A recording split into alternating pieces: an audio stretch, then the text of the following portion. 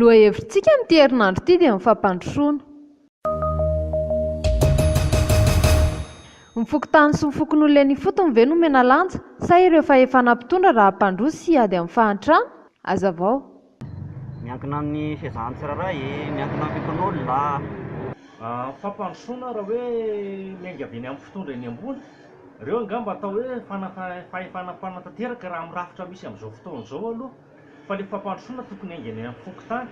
Ny tena tsy mandroso amin'izao dia ilay olona eny amin'ny fokotany, ilay fokon'olona eny amin'ny fokotany, ireny no mahantra be da be zany. Dia ireny no tokony ireny ka raha ny fampandrosoana no jerena, tsy miainga avy eny ambony avy eny amin'ny fitondra, hoe parasy tena aveny zany, fa tokony miainga avy eo amin'ny fokotany. Eny no misy mahantra, eny no misy marary, ananganantsika hôpitaly, eny no misy ny tsy mihinan-kanina, anaovana ny lojistika sy ny sisa rehetrarehetra, eny no misy ny tratran'ny tondradrano, eny no mbola tsy mba tena mampandroso antsika, ka tokony haingana avy eny amin'ny fokotany sy ny fokon'olona ny fampandrosoana. Ny tena homen-danja angamba dia ny fahefana avy any an-fokotany, satria ny fahefana avy any an-fokotany, filoam-pokotany sy ny namany no tena mahita amin'ny fiainan'ny vahoaka. Isika fokon'olona sy ny fokotany angamba aloha voalohany amin'izay. Tokony miaraka amin'ny fanjakana tsika dia amin'izay tsika mandroso, miara-mampandroso. Mahatonga fivoarana isam-batan'olona ve ny fampandrosoana toy ny fanamboarana lalana na fananganana orinasa? Tena naharesy ny fahantrana ve ireo? Azavao. Raha hoe anangana orinasa, anao lalana, ataontsika misy ho an'ny mianatra angamba dia misy ilay macroéconomie sy microéconomie. Raha eo amin'ny hoe sehatra firenena dia tena mahatonga fampandrosoana tokoa ny fanamboarana lalana sy ny fananganana orinasa, fa izay dia nefa mahavà ny fahantrana. Raha ohatra hoe amahan'ny fahantrana, misy ny lalana, amahan'ny fahantrana eny amin'ny daholo be ve zany? Ny vahoaka malagasy 80% isan-jatony dia mpamboly sy mpiomby daholo. Raha ohatra hoe amoahana vokatra, firy moa mahatakatra hoe saran'izany amoahana vokatra hoe tena ampiasany lalana, ireo mpanangom-bokatra mahazo tombotsoa, fa tokony jerena ilay 80% isan-jato mpamboly hoe tena any zany tokony atao ny fampandrosoana. Manamboatra lalana ianao mety izay, azo tombony amin'izany ireo tatsah 80% isan-jato ireo.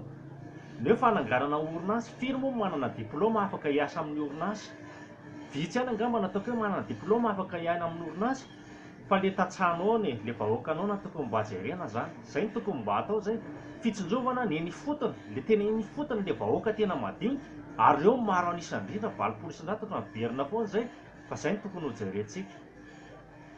Raha ny fananganana orinasa aloha zany ny hitako hoe mampety azy kokoa, mamaivana an'ilay fahantrana. Miankina amin'ny fivaran'ny olona ihany, fa raha vita tsara tarehy arabe tena tsy mihinana ny olona. Tena vahaolana amin'ny fahantrana, satria afaka hifamezivezy ny vokatra, ohatra eo amin'ny lafin'ny filimpiny, eo amin'ny lafin'ny fambolena, ary miasa atao zavatra.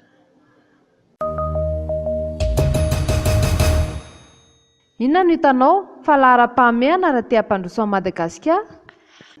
Eny amin'ny vahoaka, eny amin'ny fokotany, izay no tokony atao ny hampandrosoana voalohany, fa tsy hoe fifidianana katikatara ho an'ny député, tsy mamela an'ireo député aloha, fa ilany zany ny hiasan'ny député ny katikatara hitetezan'ny vahoaka, fa tokony mba hitsindra an'ilay vahoaka eny fotony zareo, ka ireo vahoaka eo fotony ireo ny laharam-pahamehana. Misy ny nony eny, misy ny marary ananganana hôpitaly, misy ny mila fanabeazana ny zanaky ny tatsaha, mila fanabeazana. Tsika ety andrenivohitra mandoa écolage dia vita, mahazo fanabeazana tsara be, fa ireo zanaky ny tatsaha ireo mila fanabeazana koa, dia miainga avy eny fotony zany, izay ny laharam-pahamehana. Raha tena tia hampandroso an'i Madagasikara tsika dia ny laharam-pahamehana dia ny mampandroy dia mijery ny fokotany, satria io ny tena ifotony ny fampandrosoana. Zay. Tsy maintsy miainga amintsika tsirairay avy ihany ngamba, satria arakaraka ilay fizahanao ihany aloha, satria ianao hoe dia hiandry anina amin'ny lehibe foana fa tsy maintsy miainga amintsika majinika tsirairay ihany aloha. Tena vidim-piainana zao no tena hitako tena hampandroso an'i Madagasikara raha hoe hitako ny laharam-pahamehana. dia inona ny lasantsy zao tokony entina ny gasoil ny vaksina ity ary zao tsy mandeha mihitsy amin'izao satria tsy mandeha ny olona satria vidim-piainana tena lafo. Raha ny harem-pirenena eto amintsika tokony amidy malalaka amin'ny vahiny dia mba mandroso lara-dalàna ireo vahiny ireo dia mandroso tsika.